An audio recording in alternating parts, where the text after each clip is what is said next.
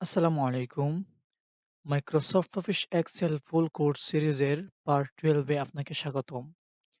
এই ভিডিওটি দেখে আপনি শিখতে পারবেন মাইক্রোসফট অফিস এক্সেল ব্যবহার করে কিভাবে জিপিএ পয়েন্ট অনুযায়ী রেজাল্ট শিট তৈরি করতে হয়।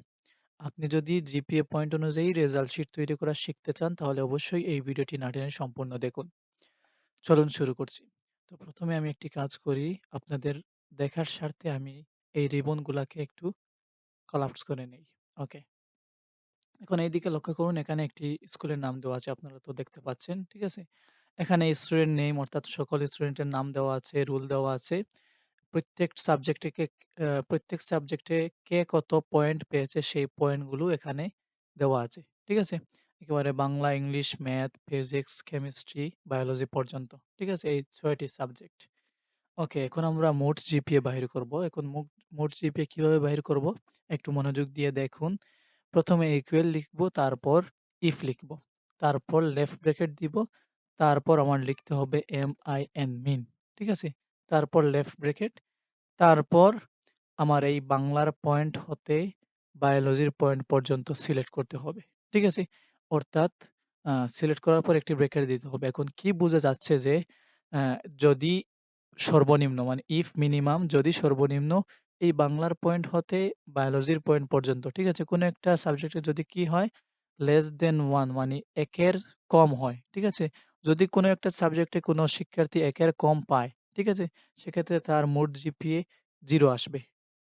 তো এইভাবে ইনভার্টেড কমার মাঝখানে ২ টি ইনভার্টেড কমার মাঝখানে 0 লিখব। ঠিক আছে? ওকে, কমা। তারপর আমার লিখতে হবে এভারেজ, AVERAGE এভারেজ। ঠিক আছে?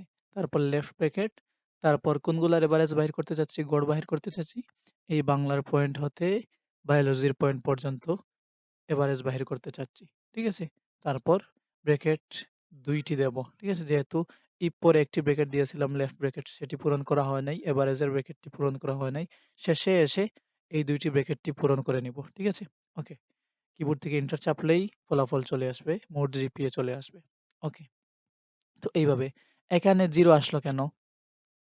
কারণ সে এই যে 0.8 জিপিএ 1 এর কম পেয়েছে, সেজন্য তার মোট জিপিএ 0 এসেছে। আমরা যেভাবে শর্ত লিখেছি ঠিক সেই শর্ত অনুযায়ী মোট জিপিএ চলে এসেছে।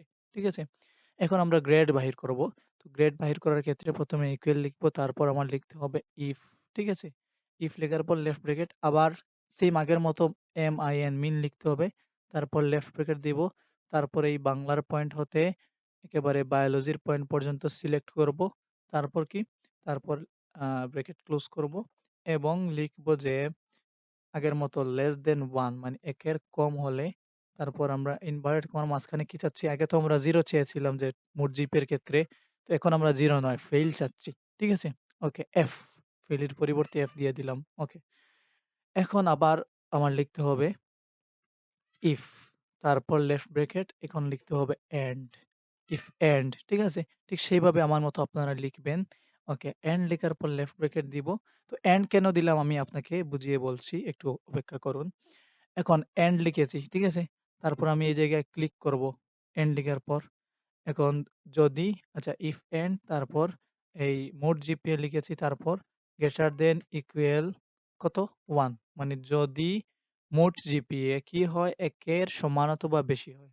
এইভাবে তো ১ এর সমান অথবা বেশি হয় এবং কমা দিবেন। ঠিক আছে?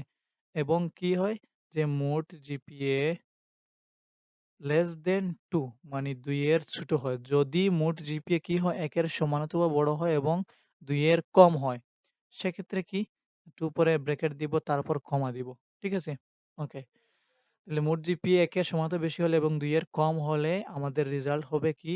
ডি। ঠিক আছে? ইনভার্টেড কমার মাঝখানে ২ টি ইনভার্টেড কমার মাঝখানে ডি লিখতে হবে। ওকে।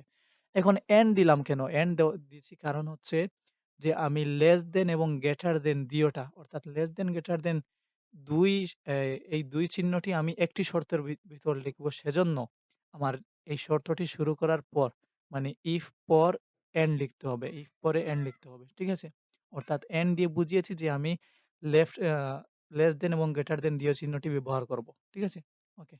এখন আবার লিখতে হবে ইফ, তারপর লিখতে হবে এন্ড, তারপর আবার লেফট ব্র্যাকেট, তারপর আমার লিখতে হবে মোট জিপিএ, দেখবেন মোট জিপিএ কি হয়, গ্রেটার দেন ইকুয়াল টু, মানে 2 এর সমান অথবা বেশি হয়, কমা তারপর আবার মোট জিপিএ এর সেল নাম্বার, তারপর কি হয় লেস দেন 3, ঠিক আছে? 3 এর ছোট হয়। যদি মোট জিপিএ কি হয় 2 এর সমান অথবা বেশি হয় এবং 3 এর ছোট হয়, 3 পরে ব্র্যাকেট ক্লোজ তারপর কমা, ঠিক আছে? ঠিক আগের মতো।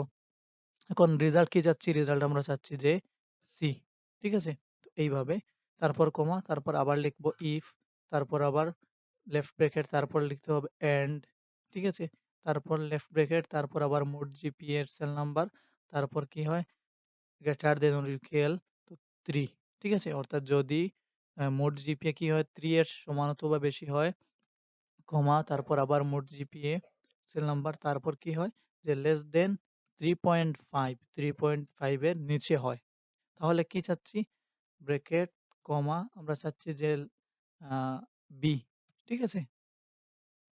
তো এইভাবে বি লিখবো, ঠিক আছে?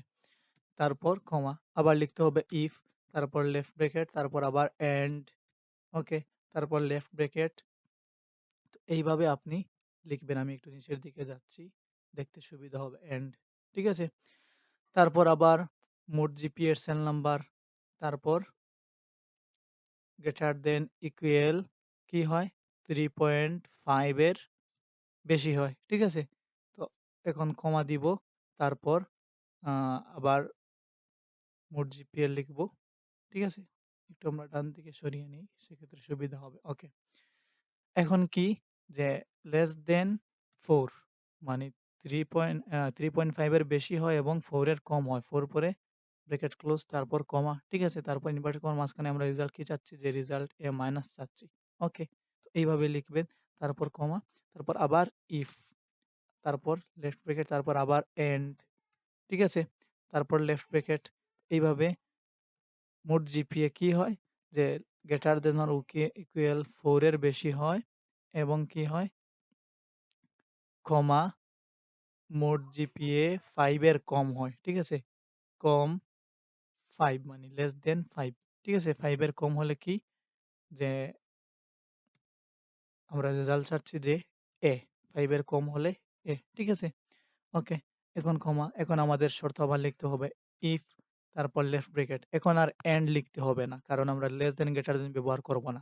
এখন শুধু ইফ লিখবো, তারপর লিখবো মোট জিপিএ, তারপর দিব গ্রেটার দেন ইকুয়াল 5, 5 এর সমান হতে বেশি। আর তো কোনো জিপিএ নেই 5 পর্যন্ত, ঠিক আছে? 5 এর সমান হতে বেশি হলে কি, এখন শুধু ডাইরেক্ট লিখে নিব যে আমরা এ প্লাস চাচ্ছি 5 এর সমান হতে বেশি হলে, ইনভার্টেড কমার মাঝখানে এ প্লাস, ঠিক আছে? এইভাবে লিখবো। ওকে, তারপর কমা দিব। তো এই শর্তের বাড়া হলে, অর্থাৎ এই শর্তের ভিতর হলে তো এই শর্ত অনুযায়ী হবে, এবং শর্তের বাড়া যে থাকবে তার জন্য ফেল, অর্থাৎ ডাইরেক্ট ইনভার্টেড কমার নিচে আমরা ফেল দিয়ে দেব, ফেল, ঠিক আছে? এখন আমরা যতটি শর্ত লিখেছি প্রত্যেকটি শর্তের প্রথমে হয়তো ইফ লিখেছিলাম, তো প্রত্যেকটি ইফ এর ব্র্যাকেট গুলো আমরা এইভাবে ক্লোজ করে নিব। ওকে, 7টি এন্টার, কিবোর্ড থেকে এন্টার চাপ দিলেই ফলাফল চলে আসবে। ঠিক আছে? এইভাবে ৭ টি ব্র্যাকেট ক্লোজ করার পর এদিকে লক্ষ্য করলে দেখতে পাবেন যে এইভাবে ব্র্যাকেট ক্লোজ করেছি। ওকে। এখন আপনি যদি এই জায়গায় একসাথে ২ টি ক্লিক করেন তাহলে প্রত্যেকের গ্রেড চলে আসবে। এখানে ফেল আসলো কেন? কারণ কি? যে মোট জিপিএ 0, ঠিক আছে? অর্থাৎ এই জায়গায় 0 পেয়েছে সেজন্য ফেল এসেছে। এইভাবে আপনি গ্রেডগুলো বাহির করতে পারবেন। তো এই ভিডিওটি আপনার কাছে কেমন লেগেছে অবশ্যই কমেন্টে জানাবেন, এবং পরবর্তী ভিডিওগুলো পেতে এই চ্যানেলটিকে সাবস্ক্রাইব করে রাখবেন, এবং এই চ্যানেলটিকে যদি একটু ঘুরে আসেন তাহলে দেখবেন যে এক্সেল রিলেটেড অনেক ধরনের ভিডিও রয়েছে। আপনি যদি এক্সেলের সকল কাজ শিখতে চান তাহলে অবশ্যই এই চ্যানেলটিকে ঘুরে আসবেন। তো এই ভিডিওটি এখানেই শেষ। আসসালামু আলাইকুম।